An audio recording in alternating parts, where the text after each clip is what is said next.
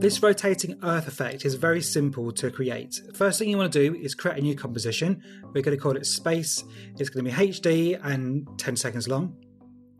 The next thing you want to do is an important image. So I've got an image that I found on the internet of a flattened Earth as a texture.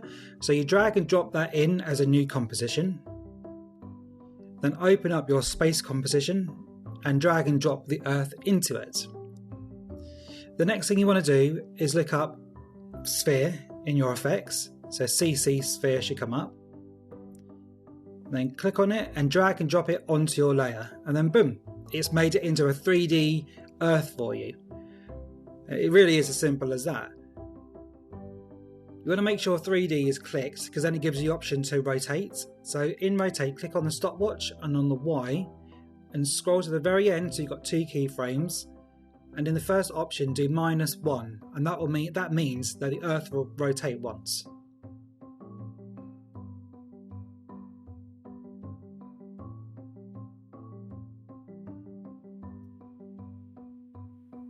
Now what I'm going to do, I'm just going to rotate it a little bit just so the planet's at a different angle. There you go, and just whiz through. And just give that a quick band preview through. You can see that that's moving.